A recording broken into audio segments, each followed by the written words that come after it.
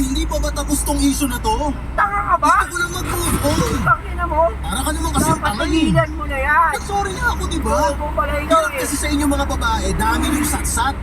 Akala niyo kung sino kayong Tangina mo, perfecto na hindi manluloko lalaki nagkakamali. ka pala eh. Hindi ko naman sinasabi Hindi lahat ng lalaki manluloko gago ka pala Nakakantay eh. ba yung pagkakamali Ang na hindi tutulad sila mo pa kami eh. sa sinadya?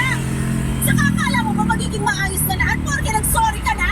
Kung ayaw mo ng sorry ko, edi bahala ka sa buhay mo. Putang ina mo. Makauwi naman. Wisit. Hoy! Saan ka pupunta? Wala ka nang pakialam doon. Siguro pupunta mo yung ex mo, no? Oo, pupunta ako sa kanya. Para magpakatarap ka. Putang Hindi ina pa mo. rin. Hindi rin siya naninigaw katulad mo. Nakakairita yung bunganga mo. Sa totoo lang, ang sarap mong busalan. Putang ina mo. Bubusala mo pa yung bibig. Sige, umalis ka na! Gago ka pala eh. Ako, hindi mo na ako kailangan paalisin. Aalis talaga ako. Tama yan. Putang ina mo. Yung pagmumukha mo. Mukha mo rin. Putang ina ka. Galit na galit ako kay Alexis dahil sa pakikipaglandian niya sa ex niya. Pero mas galit ako sa sarili ko kasi sa kabila ng lahat ay mahal ko pa rin siya. Yun ang dahilan kung bakit pagkatapos ko tawagan si Chini para papuntahin siya sa apartment ko at isumbong yung nangyaring sagutan namin ni Alexis ay hindi ko pa rin kinaya na hiwalayan ang boyfriend ko. Tinanggap ko na lamang ang sinabi ng pinsan ko na may pagkabobo Tangaling ako yung babae mo na. pagdating sa Puta mo din sa magulang. kaya siguro hindi ko agad mabitawan si Alexis ng mga panahon na yun. Kasi matapos kong maging senior ng 2 taon na isa na ang naging karelasyon ko. Siguro kaya gusto ko isalba yung kung anumang meron kami. Kasi ayaw ko nang bumalik sa pagiging senior. Natakot na kasi ako makipagrelasyon sa iba kung saan. Pala mo, ikaw na extra sa Habang pinapanood mo. nagkatroma na ako sa mga ex-boyfriend ko na niloko ako at ginawang panagbukas.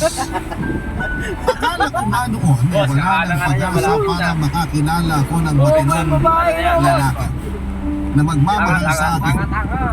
Nung dumating sa buhay ko si Alexis Papadudo, akala ko siya talaga yung the one.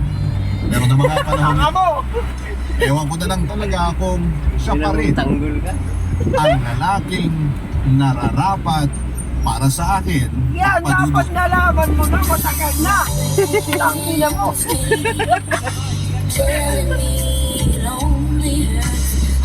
Gago rin nilo. Tangina yan. Karamihan na pala niloloko siya. Hindi pa niya iwala yan. Punta pa din sa pamilya. Bobo yung babae. Bobo.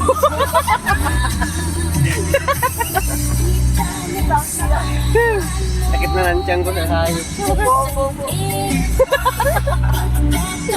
Tangina mo. Sabi ko pala yan.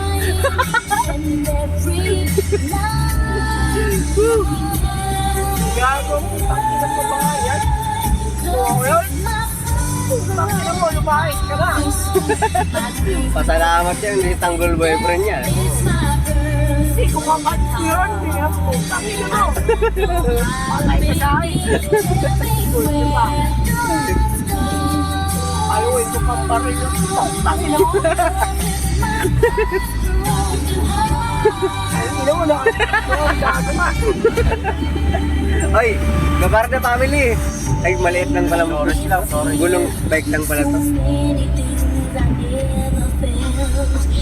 Yan na tanggol. Ha? Yan?